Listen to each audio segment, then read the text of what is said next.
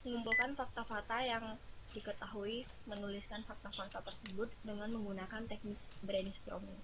Yang kedua, fakta-fakta tersebut kemudian dikelompokkan menurut golongan-golongan tertentu.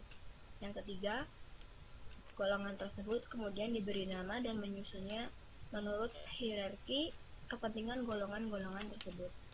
Yang keempat, membuat kesimpulan mengenai tindakan yang harus diambil untuk mengatasi fakta atau golongan yang mengganggu proses jalannya.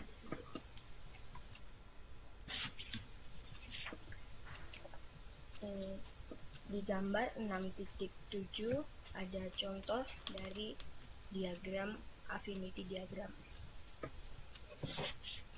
Itu seperti ekonomi, misalnya biaya SPP yang murah, dan jasa pelayanan di perpustakaan, hasil yang diperoleh, informasi pengetahuan yang bervariasi.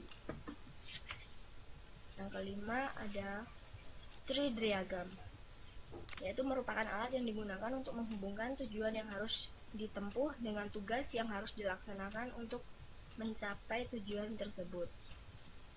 Tree diagram juga digunakan bila ada sesuatu yang belum jelas rumusnya ke dalam karakteristik yang sifatnya operasional dan dapat dijelaskan pada gambar 6.8, yaitu penggunaan tree diagram pada suatu organisasi atau perusahaan.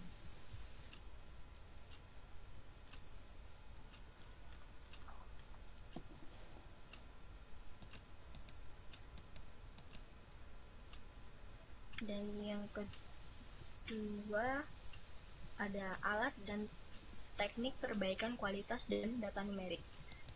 Di dalamnya ada check sheet. Check sheet adalah alat yang sering digunakan untuk menghitung beberapa seiring sesuatu untuk terjadi, dan sharing digunakan dalam pengumpulan dan pencatatan data.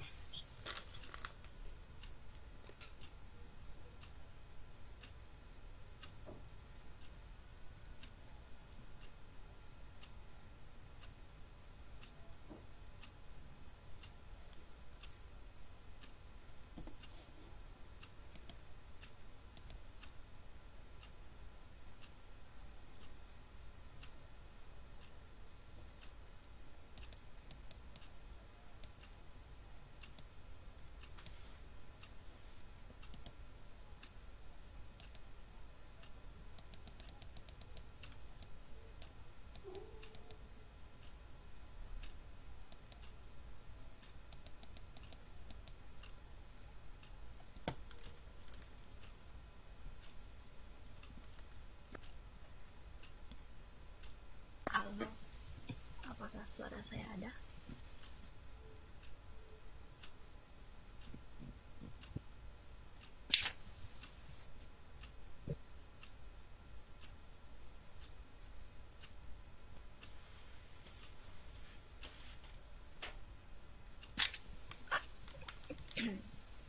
Oke, lanjut. Buat bagian yang kedua, alat dan teknik perbaikan kualitas dengan data numerik, yaitu di dalamnya ada 1A, check sheet. Check sheet adalah alat yang sering digunakan untuk menghitung beberapa sesuatu yang terjadi dan seiring digunakan dalam pengumpulan data dan pencatatan data. Yang kedua ada Pareto diagram. Diagram Pareto ini merupakan satu gambar yang mengurutkan klasifikasi data dari kiri ke kanan menurut urutan ranking tertinggi hingga terendah. Selain itu, diagram Pareto juga digunakan untuk membandingkan kondisi proses, misalnya ketidaksesuaian proses sebelum dan setelah diambil tindakan perbaikan terhadap proses. Penyusunan diagram Pareto sangat sederhana. Menurut Mitra 1993 dan Best Tree Flat 1998, proses penyusunan diagram Pareto meliputi 6 langkah, yaitu 1. Menentukan metode atau arti dari pengklasifikasian data, misalnya berdasarkan masalah, penyebab, jenis ketidaksesuaian, dan sebagainya. Yang kedua, menentukan satuan yang digunakan untuk membuat urutan karakteristik tersebut. Misalnya nilai rupiah, frekuensi, unit, dan sebagainya. Yang ketiga, mengumpulkan data sesuai dengan interval waktu yang telah ditentukan. Yang keempat, merangkum data dan membuat ranking kategori data tersebut dari yang terbesar hingga yang terkecil. Yang kelima, menghitung frekuensi kumulatif atau presentasi kumulatif yang digunakan. Yang keenam, menggambarkan diagram batang, menunjukkan tingkat kepentingan relatif masing-masing masalah, mengidentifikasi beberapa hal yang penting untuk mendapat perhatian. Lanjut, histogram. Histogram adalah alat yang digunakan untuk menunjukkan variasi data, pengukuran, dan variasi setiap proses. Berbeda dengan Pareto chart yang penyusunannya menurut urutan yang memiliki proporsi terbesar ke kiri hingga proporsi terkecil, histogram ini menyusunan menggunakan urutan apapun. Menurut Mitra 1993, langkah penyusunan histogram adalah 1. Menentukan batas-batas observasi, misalnya perbedaan antara nilai terbesar dan terkecil. Yang kedua, memilih kelas-kelas atau sel-sel, biasanya dalam menentukan banyaknya kelas. Yang ketiga, menentukan lebar kelas-kelas tersebut. Yang keempat, menentukan batas-batas kelas, tentunya banyak observasi pada masing-masing kelas dan yakin bahwa kelas-kelas tersebut tidak saling tumpang tindih. Dan yang kelima, menggambarkan frekuensi histograf dan menyusun diagram batangnya. Yang D ada scatter diagram. Scatter diagram adalah gambaran yang menunjukkan kemungkinan hubungan korelasi antara pasangan dua macam variabel dan menunjukkan keeratan hubungan antara dua variabel tersebut yang seiring diwujudkan sebagai koefisien korelasi. Scatter diagram juga dapat digunakan untuk mengecek apakah satu variabel dapat digunakan untuk mengganti variabel yang lain. Dalam diagram ini menggunakan titik X dan Y menunjukkan keeratan sehingga dapat dilihat apakah satu kesalahan dapat disebut berhubungan atau terkait dengan masalah atau kesalahan yang lain. Dapat kita lihat pada gambar 6.3.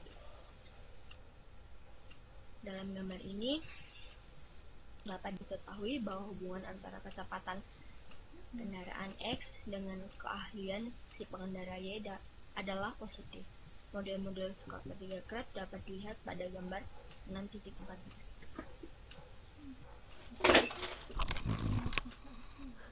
Selanjutnya ada control chart. Control chart adalah grafik yang digunakan untuk menentukan apakah suatu proses berada dalam keadaan in control atau out of control. Control limit yang meliputi batas upper control limit dan batas bawah atau lower control limit dapat membantu kita untuk menggambarkan performasi yang diharapkan dari satu proses yang menunjukkan bahwa proses tersebut konsisten.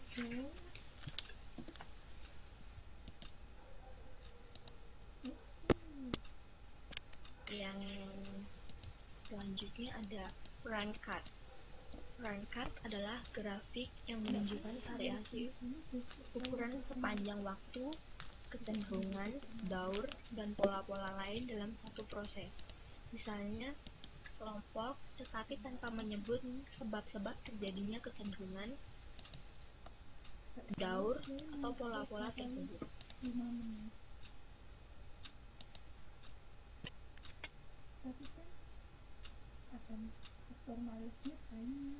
Dan di sini juga menurut Greiner 2001 ada beberapa alat teknik yang banyak digunakan oleh orang-orang Jepang dalam menangani masalah kualitas, yaitu ada affinity diagram yang digunakan dalam mengorganifikasi fakta, isu, dan masalah yang digunakan untuk mengadakan diagnosis terhadap permasalahan yang dihadapi. Yang kedua ada tree diagram, yaitu diagram sistematis yang digunakan